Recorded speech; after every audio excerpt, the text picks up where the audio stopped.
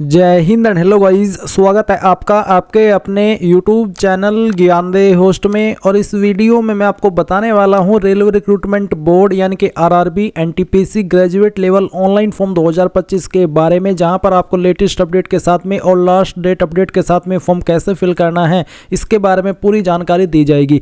Guys आपको graduate level की form fill process के बारे में तो जानकारी दी ही जाएगी, साथ ही साथ अगर आप अंडर ग्रेजुएट लेवल पर फॉर्म अप्लाई करना चाहते हैं तो आपको उसके बारे में भी बताया जाएगा और आप दोनों लेवल पर कैसे अप्लाई कर सकते हैं उसके बारे में भी आपको बताया जाएगा। बट हाँ, ये वीडियो मेनली उनके लिए इंपॉर्टेंट होने वाली है जो कि ग्रेजुएट लेवल पर इस फॉर्म को भरेंगे, क्योंकि उनके लिए फॉर्म को भरने की लास्ट डेट 20 नवंबर 2025 है और अभी तक ऐसा कोई अपडेट भी नहीं है कि आपकी ग्रेजुएट लेवल पर अप्लाई करने की लास्ट डेट आगे बढ़ रही है। तो इसलिए आपको बिल्कुल भी वेट नहीं करना है। अगर आप इसमें इस वीडियो को देखते हुए, जो कि आपको शुरुआत में ये बताया जाएगा कि कौन लोग इसमें एलिजिबल है, अगर आप एलिजिबल पाए गए तो फॉर्म भर लीजिएगा। और अगर आप, जब मैं आपको बताऊं एलिजिबिलिटी के बारे में, अंडर ग्रेजुएट लेवल पर एलिजिबल पाए गए तो इसी वीडियो को देख करके आप अंडर ग्रेजुएट लेवल पर भी अप्लाई कर सकते हैं। चलिए शुरू करते हैं और मैं आपको संपूर्ण जानकारी देता हूं सभी प्रॉब्लम के हल सहित, ताकि आपसे कोई भी मिस्टेक ना हो।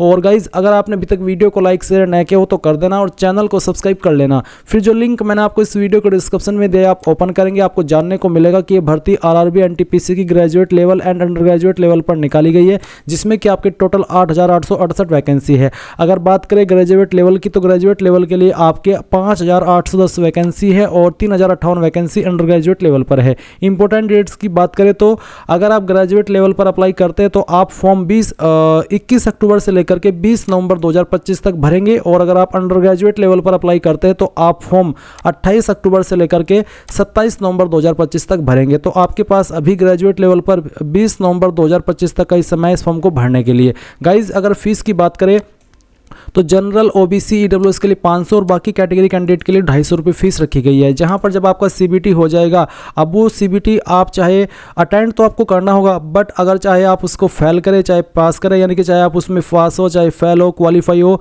बट फिर भी आपको यहाँ पर आपकी जो फीस है वो रिफंड की जाएगी, जो कि जनरल ओबीसी ईडब्ल्यूएस को 400 रुपये और बाकी कैटेगरी कैंडिडेट जो कि 250 रुपये पे कर रहे हैं उनको पूरी की पूरी फीस रिफंड कर दी जाएगी। अब आप यहाँ पर ये देखेंगे कि ग्रेजुएट लेवल पर कौन सी पोस्ट है, कितनी सैलरी उस पोस्ट पर मिलेगी और कितनी वैकेंसी उस पोस्ट के लिए निकाली है। फिर आप अंडर ग्रेजुएट के देखेंगे, अप्लाई करने के लिए आप देखेंगे कि ग्रेजुएट पर क्या क्वालिफिकेशन चाहिए। बेसिकली ग्रेजुएट पर आपसे ग्रेजुएशन की ही योग्यता मांगी है, बट अगर आप जूनियर अकाउंट्स असिस्टेंट कम टाइपिस्ट, सीनियर कम टाइपिस्ट को प्रेफरेंस देना चाहते हैं तो आपके पास टाइपिंग प्रोफिशिएंसी भी होनी चाहिए, चाहे हिंदी के अंदर चाहे इंग्लिश के अंदर, कंप्यूटर के ऊपर। इसी प्रकार से अगर आप अंडर ग्रेजुएट पर अप्लाई करेंगे तो वैसे तो 12वीं पास से आप एलिजिबल है, बट कुछ पोस्ट ऐसी है जिस पर टाइपिंग मांगी है, तो जब आपसे टाइपिंग वाला सवाल पूछा जाएगा तो अगर आप उसमें यस करेंगे फिर आप इन सभी पोस्ट को प्रेफरेंस के रूप में दे पाएंगे। अब ये सब इन्फॉर्मेशन आपने जान ली। अगर आप इसमें अप्लाई करने के लिए एलिजिबल है और आपका इंटरेस्ट है तो आप इंपॉर्टेंट लिंक के सेक्शन में आएंगे, अप्लाई ऑनलाइन लिंक ओपन करेंगे। अब आपके सामने ये ऑफिशियल वेबसाइट आ जाएगी। इसके ऊपर आ जाने के बाद मैं आपको थोड़ी सी जानकारी ये दे दूं कि अगर आपने इस वेबसाइट का इस्तेमाल करके 2024 के अंदर या फिर 2025 में कोई भी फॉर्म भरा हो जो कि रेलवे से जुड़ा था, या फिर आपने इस इंटरफेस को देखा तो आपको समझ में आया कि यार इस वेबसाइट के ऊपर तो मैं रजिस्ट्रेशन ऑलरेडी कर चुका हूँ, तो गाइज आपको दोबारा से रजिस्टर होने की आवश्यकता नहीं है। इस पर आपको एक ही बार अकाउंट क्रिएट करना होता है। तो अगर आप पहले से रजिस्टर्ड है, आप डायरेक्टली लॉगिन के ऊपर क्लिक कीजिए। यहाँ पर दो माध्यम है लॉगिन होने के, पहले लॉगिन विद आधार। अगर आप ये माध्यम सेलेक्ट करते हैं तो आपको आपका नंबर डालना होगा जो कि आधार के साथ में लिंक है। फिर जनरेट और आधार ओटीपी करना होगा, आपके नंबर पर ओटीपी आएगा, वो आप यहाँ पर डालेंगे, यहाँ पर टिक करेंगे और आई एम नॉट रोबोट के ऊपर क्लिक करके लॉगिन कर लेंगे। अगर इसमें आपको कोई इशू आ रहा है तो आप login with RRB account credential इसके ऊपर क्लिक करेंगे, आपका रजिस्टर्ड नंबर या ईमेल एड्रेस डालेंगे, अपना पासवर्ड डालेंगे और फिर यहाँ पर टिक करके लॉगिन कर लेंगे। अगर आप पासवर्ड भूल चुके हैं यहाँ का भी तो आप फॉरगॉट पासवर्ड पर क्लिक करना, आपका रजिस्टर्ड नंबर या ईमेल एड्रेस डालना और फिर डेट ऑफ बर्थ सेलेक्ट करना, वही वाली जो आपने रजिस्ट्रेशन करते समय भरी थी, और फिर यहाँ पर प्रोसीड कर देना। देन आपको मैसेज और ईमेल के माध्यम से आपका एक न्यू पासवर्ड सेंड किया जाएगा जिसका इस्तेमाल करके आप लॉगिन हो जाएंगे। बट गाइज अगर आप बिल्कुल फ्रेशर है, आपने इस वेबसाइट का इस्तेमाल करके कोई फॉर्म भरा ही नहीं, ना तो 2024 के अंदर ना 2025 में, तो गाइज आप इसमें रजिस्टर होंगे। इसके लिए आपको यहाँ पर क्रिएट एन अकाउंट इसके ऊपर क्लिक करना है। अब आपको यहाँ पर नोट करके यही चीज़ बोली जा रही है जो कि मैंने अभी आपको बताई कि अगर आपने 2024 या 2025 के अंदर कोई फॉर्म भरा था CEN का जो इस पोर्टल के माध्यम से भरा गया हो, तो आपको दोबारा से लॉगिन होने की आवश्यकता नहीं है, दोबारा से रजिस्टर होने की आवश्यकता नहीं है। आप डायरेक्टली यहाँ पर लॉगिन कीजिएगा। बट आप तो क्योंकि इस वाले पेज पर आए हैं, आप तो फ्रेशर है, आपने इसका इस्तेमाल करके पहले कोई फॉर्म नहीं भरा, तो आप यहाँ पर ओके कर दीजिए कि मैं हाँ समझ चुका हूँ। अब आप यहाँ पर कंट्री ऑफ नेशनलिटी के अंदर सबसे पहले आपकी कंट्री बताएंगे, तो आप इंडिया सेलेक्ट कर लीजिए अगर आप इंडियन हैं। फिर आपको फुल नेम के अंदर जो भी नाम आपका 10th के सर्टिफिकेट के अंदर है वो नाम आप यहाँ पर डालिएगा। इस नाम को दोबारा डाल करके आपको यहाँ पर वेरीफाई कर देना है। फिर आपसे पूछा है कि क्या आपने 10वीं के बाद आपका नाम बदला है। अगर बदला है तो यस करके आप यहाँ पर I understand and I agree इसके ऊपर क्लिक करेंगे और जो आपने नाम बदला है वो आप न्यू चेंज्ड नेम यहाँ पर डालेंगे और उसको दोबारा डाल करके वेरीफाई कर देंगे। बट अगर आपने नहीं बदला 10वीं के बाद नाम तो आप नो कर देना। उसके बाद जो आपकी डेट ऑफ बर्थ है वो आप यहाँ पर कैलेंडर के ऊपर क्लिक करके सेलेक्ट करेंगे। पहले ईयर, उसके बाद में आपको आपका मंथ सेलेक्ट कर लेना है और फिर यहाँ से डे, तो आपका डेट ऑफ बर्थ आ जाएगा। अगेन आप इसके ऊपर क्लिक करेंगे और जो आपकी डेट ऑफ बर्थ है वो आपको यहाँ पर इस तरह से एंटर कर देनी है, जैसे कि मैं आपको एंटर करके दिखा रहा हूँ। फिर आप आपका जेंडर सेलेक्ट करेंगे, जेंडर को भी दोबारा सेलेक्ट करके वेरीफाई कर देंगे। फिर यहाँ पर आपको फादर नेम डालना है, फादर नेम भी आपका 10th के सर्टिफिकेट के अकॉर्डिंग होना चाहिए। फादर नेम को दोबारा डाल करके वेरीफाई कर देना है। फिर आप मदर नेम डालेंगे और मदर नेम को भी दोबारा डाल करके वेरीफाई कर देना है। मदर नेम भले ही आपका 10th के सर्टिफिकेट के अकॉर्डिंग ना हो, कोई इशू नहीं होगा, बट आपका नाम और फादर नेम 10th के सर्टिफिकेट के अकॉर्डिंग ही होना चाहिए। अब कॉन्टैक्ट डिटेल में आप आपका मोबाइल नंबर डालेंगे और ईमेल डालेंगे, पहले ईमेल और फिर नंबर। और ध्यान दीजिए नंबर एक्टिव होना चाहिए, ईमेल भी एक्टिव होना चाहिए क्योंकि यहाँ पर OTP वेरिफिकेशन होगा। तो आप ईमेल एड्रेस डालने के बाद जनरेट ईमेल OTP के ऊपर क्लिक करेंगे तो आपके ईमेल पर एक OTP सेंड किया जाएगा, वो आप यहाँ पर डाल देना। फिर मोबाइल नंबर पर भी सेम प्रोसेस आपको फॉलो करना है। उसके बाद नीचे 3 ऑप्शन है, verification through DigiLocker, verification through Aadhaar card और I do not have a Aadhaar card. तो आप यहाँ पर किस माध्यम से वेरिफिकेशन करना चाहते हैं। वेरिफिकेशन थ्रू डिजिलॉकर अगर इसके लिए तो आप यहाँ पर इसके ऊपर क्लिक करेंगे, वेरिफिकेशन थ्रू डिजिलॉकर के ऊपर। गाइज मैं आपको बता दूं कि मैंने पहले से इस वेबसाइट के ऊपर अकाउंट बना करके रखा है और मैंने 2 अकाउंट बनाए हुए हैं क्योंकि कई बार ऐसा होता है कि हमें अलग अलग तरीके से आपको चीज़ें समझानी होती है, इसलिए मैं यहाँ पर नया जो अकाउंट है वो क्रिएट नहीं कर सकता, बट मैं आपको यहाँ पर चीज़ें एक्सप्लेन कर सकता हूं। तो आप वेरिफिकेशन थ्रू डिजिलॉकर के ऊपर जैसे ही क्लिक करेंगे तो आपको डिजिलॉकर की वेबसाइट के ऊपर ऑटोमेटिकली रीडायरेक्ट किया जाएगा, जहां पर अगर आपका अकाउंट बना हुआ है डिजिलॉकर के ऊपर तो आप डायरेक्टली लॉगिन हो जाएंगे, नहीं बना हुआ है तो आप डिजिलॉकर का अकाउंट क्रिएट करते हुए वहां पर अपनी डिटेल्स की परमिशन देंगे। और अगर आप ये माध्यम सेलेक्ट नहीं करते तो आप वेरिफिकेशन थ्रू आधार कार्ड का ऑप्शन सेलेक्ट कर लेना, जहां पर आपको आपका आधार कार्ड नंबर डालना है और फिर जनरेट आधार OTP के ऊपर क्लिक करना है। आपके नंबर पर जो कि आधार के साथ में लिंक है एक OTP जाएगा जो आप यहां पर डाल करके वेरीफाई कर देंगे। और फिर आपको I confirm that I am 18 years old या फिर ओल्डर, यानी कि मेरी एज 18 प्लस या उससे ज़्यादा है, तो आप इसके ऊपर टिक कर देना। फिर गाइज आप यहां पर नीचे देखेंगे क्रिएट योर पासवर्ड, तो आप एक यहां पर अपनी चॉइस का पासवर्ड बनाएंगे। पासवर्ड आपका कैसा हो वो आप जान लीजिए। पासवर्ड के अंदर इंग्लिश का कैपिटल लेटर कम से कम 1, स्पेशल कैरेक्टर कम से कम 1, स्मॉल लेटर कम से कम 1 और कोई डिजिट भी होना चाहिए। तो कुछ इस तरह का पासवर्ड आपको बनाना होगा, उसको दोबारा डाल करके वेरीफाई कर लेना है। फिर गाइज आप आई एम नॉट रोबोट के ऊपर क्लिक करेंगे और इसके बाद preview and create an account इसके ऊपर क्लिक करेंगे। देन आपने जो भी इन्फॉर्मेशन यहाँ पर अभी तक भरी है वो सभी आपके सामने आएगी, आप एक एक करके सभी जानकारी को अच्छे से चेक कर लेना। गाइज मैं आपको बता दूं कि आपको जब करेक्शन का टाइम मिलता है, मॉडिफिकेशन का टाइम मिलता है, तो उस वक्त आप जो अभी यहाँ पर राशन करते समय डिटेल्स भरते हैं इनमें से एक भी जानकारी आप एडिट नहीं कर सकते उस वक्त भी, इसलिए जानकारी और भी इंपॉर्टेंट हो जाती है कि अच्छे से एक एक स्पेलिंग चेक करके आप भरे। तो आपको बिल्कुल भी जल्दबाजी नहीं करनी है। जब आप preview and create an account के ऊपर क्लिक करें तो आपके नाम की स्पेलिंग, आपके फादर के नेम की स्पेलिंग, आपकी डेट ऑफ बर्थ, आपकी जो अन्य डिटेल है जैसे कि आधार नंबर या और भी जो चीज़ें यहाँ पर आपने भरी है वो आपको एक एक करके टाइम लगा करके, चाहे 5 मिनट लगे चाहे 7 मिनट लगे, अच्छे से चेक करनी है। और पूरी तरीके से श्योर होने के बाद ही आपको यहाँ पर आपका रजिस्ट्रेशन जो है वो सबमिट करना है, यानी कि फाइनल करना है। और जैसे ही आपका रजिस्ट्रेशन फाइनल हो जाएगा तो आप यहाँ पर देखेंगे कि आपको ईमेल के माध्यम से और मैसेज के माध्यम से कंफर्मेशन मिल जाएगी। इसके बाद में गाइज आप यहाँ पर लॉगिन हो जाएंगे। अगर आप लॉगिन नहीं होते तो आपको होम पेज से यहाँ पर इसमें किसी भी माध्यम का इस्तेमाल करके, जैसे कि लॉगिन विद आधार या फिर login with RRB account credential,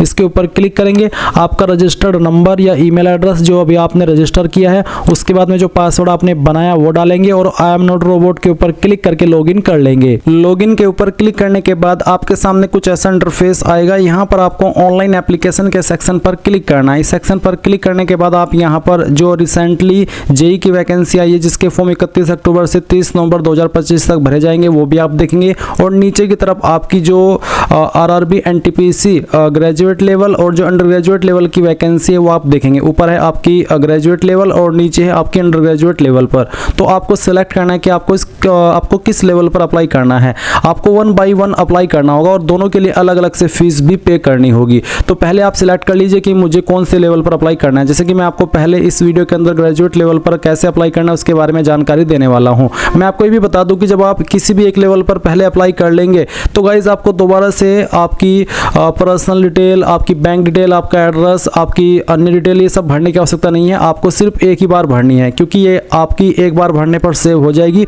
उसके बाद आप चाहे तो जब दोबारा किसी दूसरे लेवल पर अप्लाई करें उसको एडिट भी कर सकते हैं। और गाइज आप चाहे तो जो आपकी क्वालिफिकेशन की जानकारी है वो भी एडिट कर सकते हैं। बस अगर कुछ डिफरेंस होगा तो वो होगा आपकी क्वालिफिकेशन की जानकारी का, क्योंकि उसमें आपको उस पोस्ट पर अप्लाई करने के लिए जो क्वालिफिकेशन मांगी है वो अलग से ऐड करनी होगी। जैसे कि ग्रेजुएट लेवल पर अप्लाई करने पर आपको डिग्री की जानकारी या डिप्लोमा की जानकारी देनी है, और अगर आपको 12th लेवल पर अप्लाई करना है तो आपको 10वीं के बाद में आपके 12वीं की जानकारी देनी है। ये डिफरेंस है, बाकी कोई डिफरेंस नहीं रहेगा। अब आप सिलेक्ट कर लीजिए कि आपको यहाँ पर कौन से लेवल पर अप्लाई करना है और किस जोन में अप्लाई करना है, तो वो आप सिलेक्ट कीजिए और फिर नेक्स्ट के ऊपर क्लिक कर दीजिए। इसके बाद ऊपर की तरफ आपकी वो इन्फॉर्मेशन आएगी जो कि आपने अभी रजिस्ट्रेशन करते समय भरी है, और नीचे की तरफ आपको कुछ इन्फॉर्मेशन भरनी है। और अगर आप पहले से रजिस्टर्ड थे, यानी कि आपने 2024 या 2025 के अंदर इस वेबसाइट का इस्तेमाल करके कोई भी फॉर्म भरा है, तो आपने जो उस वक्त इन्फॉर्मेशन भरी थी ऑटोमेटिकली यहाँ पर फैच कर ली जाएगी। आपको दोबारा से भरने की आवश्यकता नहीं है। हाँ, अगर आप उसमें कोई चेंजेस करना चाहते तो वो आप यहाँ पर कर सकते हैं।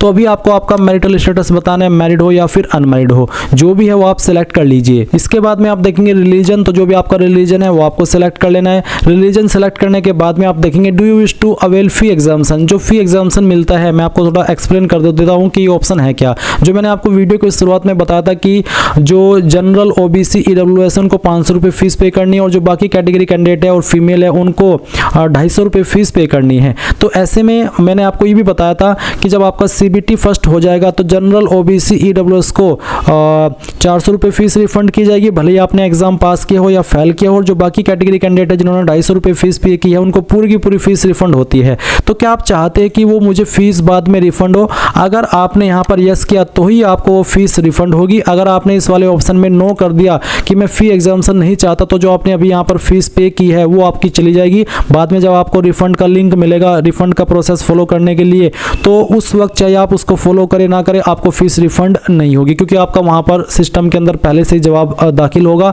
कि हाँ आपको तो फीस रिफंड चाहिए ही नहीं थी, आपने इस ऑप्शन में नो कर दिया था। तो आप इस सभी कैंडिडेट अगर आपको फीस रिफंड चाहिए तो आप इस ऑप्शन में यस कर देना। उसके बाद में जो आपकी मदर टंग है यानी कि मातृभाषा है वो आप सिलेक्ट कर लेंगे। फिर choice of language of examination, किस लैंग्वेज के अंदर आप एग्जाम देना चाहते हैं, जो भी लैंग्वेज आप सिलेक्ट कर लेंगे फिर इसी लैंग्वेज में आपको एग्जाम देना होगा। उसके बाद permanent visible mark of identification first, आपकी बॉडी के ऊपर ऐसा निशान जिससे आपकी बॉडी की पहचान होती है। ये निशान आपकी बॉडी के ऊपर कहीं पर भी हो सकता है, जैसे कि जलने का, कटने का, या फिर कोई इंजरी, या फिर आपका बर्थ मार्क, तो जो भी है वो आप लिख देना। फिर आएगा सेकंड मार्क, तो अगर आपकी बॉडी के ऊपर एक से ज़्यादा मार्क है तो आप दूसरे मार्क के बारे में भी यहाँ पर लिख देंगे। ये दोनों ऑप्शन फिल करने अनिवार्य है, तो कोई भी छोटा मोटा जहाँ पर जो भी निशान है वो आप लिख देना। इसके बाद आती है कम्युनिटी यानी कि कास्ट कैटेगरी, तो जो भी कास्ट कैटेगरी है जैसे कि जनरल है यानी कि यूआर, एसटी है, ओबीसी है, फिर ईडब्ल्यूएस है। जनरल के कैटेगरी सिलेक्ट करने वाले कैंडिडेट के लिए कोई अतिरिक्त ऑप्शन नहीं आएगा, बट अगर आप एसटी है तो आपके सामने अतिरिक्त ऑप्शन आएंगे, और वो अतिरिक्त ऑप्शन कुछ ऐसे होंगे जैसे कि आप यहाँ पर देख सकते हैं। तो आपको सबसे पहले नेम ऑफ द ट्राइब यानी कि आपकी ट्राइब कौन सी है, ये इन्फॉर्मेशन आपको देखने को मिलेगी आपके कास्ट सर्टिफिकेट के अंदर, जो कि आपका सेंट्रल का बना होना चाहिए। उसके बाद जो आपका कास्ट कैटेगरी सर्टिफिकेट नंबर है वो आप डालेंगे, ये भी आपको आपके सर्टिफिकेट के ऊपर देखने को मिल जाएगा। फिर कौन सी अथॉरिटी ने आपका सर्टिफिकेट जारी किया, ये सर्टिफिकेट जनरली इन पोस्ट के अधिकारी द्वारा जारी होता है जो यहाँ पर आपको दिए गए हैं। तो तो आपको चेक करना है आपका सर्टिफिकेट जहाँ पर मोहर लगी होती है, जहाँ पर साइन हो रखे होते हैं, वहीं पर लिखा होता है उस पोस्ट के अधिकारी का नाम। अगर वो हिंदी में लिखा है तो आप उसको ट्रांसलेट कर लेना, गूगल ट्रांसलेट में जाकर के देख लेना कि वो पोस्ट इंग्लिश में कौन सी बनती है, और फिर वही पोस्ट आपको यहाँ पर सेलेक्ट कर लेनी है। उसके बाद आप यहाँ पर बताएंगे कि कौन सी स्टेट के द्वारा सर्टिफिकेट जारी हुआ है। फिर आपको यहाँ पर कम्युनिटी सर्टिफिकेट डेट, यानी कि किस डेट में कम्युनिटी सर्टिफिकेट आपका इशू हुआ है, वो डेट भी आपको उसके ऊपर मिल जाएगी, वो डेट आप यहाँ पर सेलेक्ट कर लेंगे। फिर जो SC/ST को फ्री ट्रैवल पास मिलता है रेल का, क्या आप वो लेना चाहते हैं? अगर हाँ तो यस, और नहीं लेना चाहते तो नो करेंगे। यस करने के बाद में जो आपका कास्ट सर्टिफिकेट है वो आप अपलोड करेंगे। जो इसका साइज है वो 400 KB से कम और फॉर्मेट PDF का होना चाहिए। अब अगर आपका ये जो सर्टिफिकेट है वो इमेज में है तो आप उसको PDF में कैसे बनाएंगे जान लीजिए। गूगल के अंदर आना, सर्च करना इमेज टू PDF, और सर्च करने के बाद में पहले वाली वेबसाइट ओपन कर लेना। फिर सेलेक्ट JPG इमेजेस के ऊपर क्लिक करना, और जो आपका सर्टिफिकेट है कास्ट का, जो आपके पास इमेज अवेलेबल है वो सिलेक्ट कर लेना। मैं डेमो के लिए इमेज सेलेक्ट करके दिखा रहा हूँ। और फिर आप कन्वर्ट टू PDF पर जैसे क्लिक करेंगे तो एक क्लिक के अंदर आपकी फाइल PDF के अंदर कन्वर्ट हो जाएगी, और आप सिंगल क्लिक के अंदर उसको डाउनलोड कर लेंगे, और फिर वो फाइल आपको यहाँ पर अपलोड कर देनी है। बस ध्यान रहे कि साइज 400 KB से कम ही रहना चाहिए, ज़्यादा ना हो, नहीं तो अपलोड नहीं हो पाएगा, एरर आता रहेगा। गाइज यहाँ पर मैं थोड़ी सी जानकारी उन कैंडिडेट के लिए भी एक्सप्लेन कर दूं जो कैंडिडेट OBC कैटेगरी से आते हैं। तो अगर आप OBC हैं, आप OBC सिलेक्ट करेंगे। OBC सिलेक्ट करने के बाद में यहाँ पर आपके सामने एक ऑप्शन आएगा जहाँ पर पूछा कि सिलेक्ट नॉन क्रीमी या फिर creamy layer status under OBC। तो आपको बोला है कि OBC creamy layer is consider as a UR, यानी कि जो कैंडिडेट OBC क्रीमी लेयर है वो जैसे कि UR कंसिडर किए जाते हैं, वो UR की कैटेगरी के अंदर ही माने जाएंगे, यानी कि जनरल। तो अगर आप क्रीमी लेयर है वो बताइए, और अगर आप नॉन क्रीमी लेयर है तो आप वो बताइए। अगर आप क्रीमी लेयर है तो आप क्रीमी लेयर सेलेक्ट करके I understand and I agree इसके ऊपर क्लिक करेंगे, और अगर आप नॉन क्रीमी लेयर है तो आप इसको सेलेक्ट कर लेंगे। और फिर आपको यहाँ पर बोला भी है कि दी OBC candidate must produce OBC non creamy layer certificate based on the income. The maximum income limit is currently 8 lakh, यानी कि 8 लाख होनी चाहिए, जो कि आपका सर्टिफिकेट जारी होना चाहिए after 1 April 2025, after the completion of financial year 2024-2025, but not later than the closing date, यानी कि 1 अप्रैल 2025 के बाद का बना होना चाहिए, और 20 नवंबर के बाद का ना हो। 1 अप्रैल से लेकर के 20 नवंबर 2025 के बीच का आपका ये सर्टिफिकेट बना होना चाहिए। आप यहाँ पर इसमें आई अंडरस्टैंड इसको क्लिक कर देना, और फिर आप यहाँ पर नेम ऑफ द कास्ट, जो आपका कास्ट सर्टिफिकेट है सेंट्रल का, उसमें जो कास्ट लिखी गई है वो आप यहाँ पर फिल करेंगे। फिर कम्युनिटी सर्टिफिकेट नंबर डालेंगे, उसके बाद में कौन सी पोस्ट के अधिकारी द्वारा ये जारी हुआ है वो सेलेक्ट कर लेंगे। फिर इशू स्टेट सेलेक्ट करेंगे, और उसके बाद में किस डेट में जारी हुआ है वो डेट भी आपको सेलेक्ट कर लेनी है। तो इस तरह से ये सब जानकारी आप यहाँ पर भर देंगे। आई होप आपको SC/ST वालों को भी समझ आ गया कि किस तरह से जानकारी भरनी है कास्ट की, और जो OBC है उनको भी समझ में आ गया है। अब आप यहाँ पर आपके एड्रेस की इंफॉर्मेशन फिल करेंगे। तो आपका पोस्टल एड्रेस है और फिर परमानेंट एड्रेस है। तो postal address means present address, तो आप आपकी स्टेट सेलेक्ट कर लेंगे, फिर आपकी डिस्ट्रिक्ट, और उसके बाद में जो आपका एड्रेस है वो आप यहाँ पर कंप्लीट एड्रेस के सेक्शन में भर देना। फिर आपकी नियरेस्ट सिटी या फिर मेजर टाउन, मुख्य सिटी कौन सी है वो आप यहाँ पर भर दीजिएगा खुद से टाइप करके। उसके बाद आपको आपका पिन कोड डाल देना है, और फिर नीचे देखेंगे tick if permanent address is same as present address, यानी कि अगर आपका प्रेजेंट एड्रेस और परमानेंट एड्रेस सेम है, एक ही है, अलग अलग नहीं है, तो आप टिक कर देना। अगर अलग अलग है तो अनटिक करके अलग से परमानेंट एड्रेस भर देना। फिर आप यहाँ पर सेव करेंगे और नेक्स्ट कर देंगे। अब आपके सामने यहाँ पर कुछ ऐसा इंटरफेस आएगा जहाँ पर आपको कुछ सवालों के आंसर करने हैं, जैसे कि क्या आप एक्स सर्विसमैन है, अगर है तो यस, नहीं तो आप यहाँ पर नो कर देंगे। फिर are you a person with benchmark disability, अगर हाँ तो यस, नहीं तो नो करेंगे। Benchmark disability means PWD means विकलांग या फिर दिव्यांग। इसके बाद आएगा स्क्राइब, तो is your writing ability affected, यानी कि क्या आपको लिखने में प्रॉब्लम है और आप अफेक्ट है, उसका आपके पास सर्टिफिकेट भी है और आपको उसके लिए स्क्राइब चाहिए। अगर हाँ तो यस, नहीं तो आप नो करेंगे। अगर आप बिल्कुल ठीक है ऊपर वाले की दया से तो आप नो कर देना। इकोनॉमिकली वीकर क्लास EBC, अगर आप EBC कैंडिडेट है, क्या आपको सवाल बेसिकली ये पूछा है कि are you eligible to avail fee concession under EBC, यानी कि क्या EBC के अंदर जो फी कंसेशन है क्या आप उसके लिए एलिजिबल है। अगर हाँ तो यस, यस करने पर आपको यहाँ पर संबंधित जानकारी देनी होगी, जैसे कि टाइप ऑफ डॉक्यूमेंट बताना होगा, इश्यूइंग अथॉरिटी बतानी होगी, सर्टिफिकेट नंबर और डेट ऑफ इशू। बट अगर आप यहाँ पर नहीं है, जैसे कि यहाँ पर सवाल आया था आपके सामने इकोनॉमिकली बैकवर्ड क्लास, तो अगर आप इसमें नहीं आते हैं तो आप यहाँ पर नो कर देना। फिर यहाँ पर सवाल है are you an employee of Indian Railways, क्या आप इंडियन रेलवेज के एम्प्लॉय है? अगर हाँ तो यस, नहीं तो आप नो कर देंगे। फिर सवाल है current employment details, name of the current department organisation, तो अगर आप कोई करंट डिपार्टमेंट में काम करें इनमें से, जैसे कि सेंट्रल गवर्नमेंट, स्टेट गवर्नमेंट या फिर पब्लिक सेक्टर अंडरटेकिंग, तो सिलेक्ट कर ले। अगर आप बेरोजगार है, कोई जॉब नहीं करे या फिर छोटी मोटी जॉब करे जो आप बताना नहीं चाहते क्योंकि वैसे ही प्राइवेट है बहुत छोटी मोटी, तो आप नॉट एप्लीकेबल के ऊपर क्लिक कर देना। इसके बाद आप देखेंगे बैंक डिटेल, तो आपको यहाँ पर refund of fee account holder name, यानी कि किस अकाउंट के अंदर आप फीस रिफंड चाहते हैं उसका नाम आप यहाँ पर भरेंगे। अब आपका सवाल है कि क्या मैं किसी और बैंक डिटेल भी दे सकता हूँ? तो हाँ आप दे सकते हैं, बट मैं आपको प्रेफर करूंगा कि अगर आपका बैंक अकाउंट है आप अपने ही बैंक अकाउंट की डिटेल भरें, अगर ना हो तब जाकर के आप अपना किसी और का डिटेल दे सकते हैं। फिर refund of fee bank account number, bank account का नंबर देना है, उसको दोबारा डाल करके कंफर्म कर देना है। फिर IFSC कोड डालना है जो कि आपको आपकी पासबुक के ऊपर और चेकबुक के ऊपर मिल जाएगा, या फिर गूगल के अंदर अपने बैंक का नाम लिखना, ब्रांच का नाम लिखना और IFSC कोड लिख करके सर्च करना, तो आप ऑनलाइन वे में भी अपना IFSC कोड प्राप्त कर सकते हैं। वो आप डाल देना और कंफर्म के ऊपर क्लिक करना, देन आपको बैंक का नाम और बैंक का एड्रेस यहाँ पर ऑटोमेटिकली देखने को मिल जाएगा। फिर आप यहाँ पर सेव करने के बाद नेक्स्ट के ऊपर क्लिक करेंगे। अब आपके सामने यहाँ पर क्वालिफिकेशन की जानकारी आएगी। तो गाइज यहाँ पर मेरा पहले से अकाउंट है इसलिए मेरी 10वीं की इन्फॉर्मेशन ऐड है, तो मैं इसी इन्फॉर्मेशन को एडिट करके आपको दिखाता हूँ। तो आप यहाँ पर देखेंगे कि सबसे पहले आप मैट्रिकुलेशन सेलेक्ट करेंगे, फिर बताएंगे कौन सी स्टेट से आपने आपकी 10वीं की है, किस डिस्ट्रिक्ट से की है वो डिस्ट्रिक्ट सेलेक्ट करेंगे, आपके बोर्ड का नाम यहाँ पर भरेंगे, चाहे वो कोई सा भी बोर्ड है जैसे कि CBSE, UP या ICSE या फिर कोई अन्य स्टेट का बोर्ड, तो आप यहाँ पर लिख देना। उसके बाद में डेट ऑफ पासिंग किस डेट में पास की है, फिर 10वीं का रोल नंबर और 10वीं का सर्टिफिकेट नंबर या सीरियल नंबर, कोई एक चीज़ आप यहाँ पर भर देना। उसके बाद आप इसको ऐड कर देंगे। ऐड करने के बाद में आप यहाँ पर सेलेक्ट क्वालिफिकेशन में बैचलर डिग्री सेलेक्ट करेंगे, डिसिप्लिन सब्जेक्ट में बैचलर डिग्री, उसके बाद में name of the course as existing on certificate, कौन सा क्वालिफिकेशन ग्रेजुएट में BA, BSc, BCom जो भी है वो आप लिख देना। उसके बाद में स्टेट कहाँ से किया है वो स्टेट आप सिलेक्ट कर लेना। फिर आपको डिस्ट्रिक्ट बतानी है, फिर नेम ऑफ कॉलेज, यूनिवर्सिटी, चाहे आप आपके कॉलेज का नाम दे चाहे आपकी यूनिवर्सिटी का, कोई भी एक चीज़ आप यहाँ पर भर देना। उसके बाद में डेट ऑफ पासिंग, किस डेट में आपने इसको पास कर लिया था वो डेट भी आपको यहाँ पर सिलेक्ट कर लेना होगा। उसके बाद में do you have typing proficiency in English, Hindi on computer, क्या आपको टाइपिंग प्रोफिशिएंसी या टाइपिंग आती है, चाहे हिंदी के अंदर चाहे इंग्लिश के अंदर, कंप्यूटर के अंदर?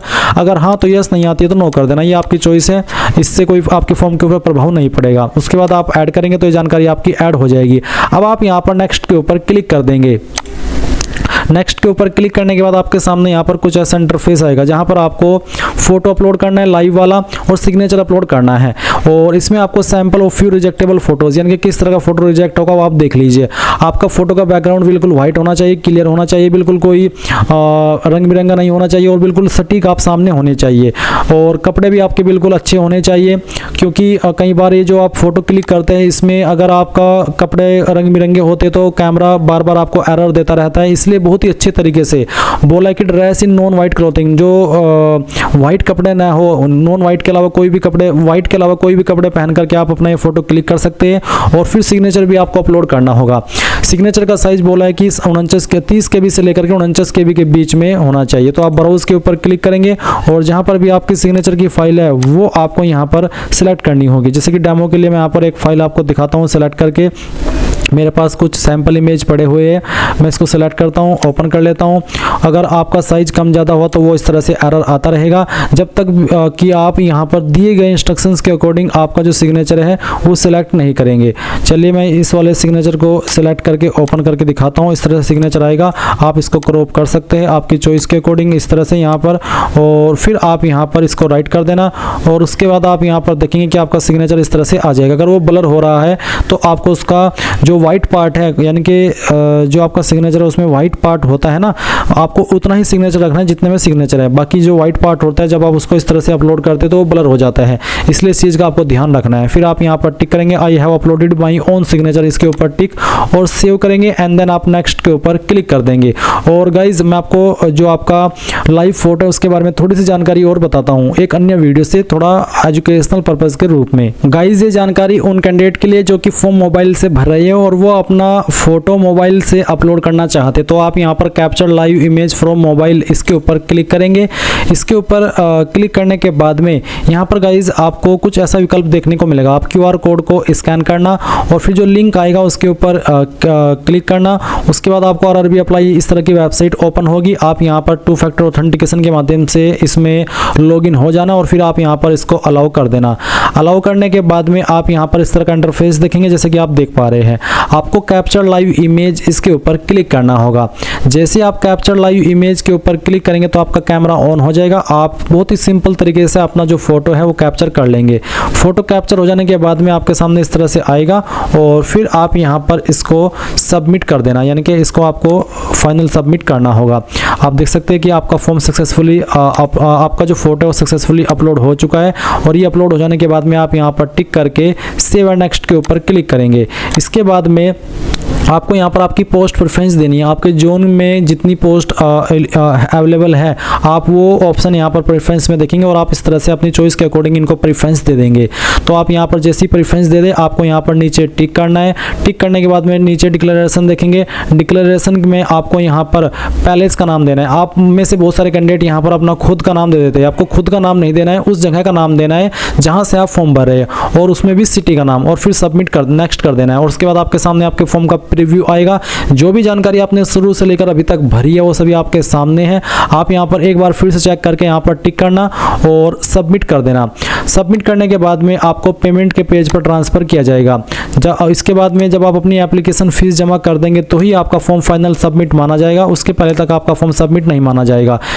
इसलिए गाइज आप यहाँ पर जो आपकी फ़ीस है वो पे कीजिए और पे भी तब कीजिए जब आप पूरी तरीके से श्योर हो जाए। और इस तरह से गाइज आप लोग RRB NTPC ऑनलाइन फॉर्म 2025 भर पाएंगे। आई होप ये प्रोसेस आपको पसंद आया होगा। कोई भी सवाल डाउट रह गया हो किसी भी जानकारी को लेकर के तो आप कमेंट के माध्यम से पूछ लेना। Thanks for watching. जय हिंद।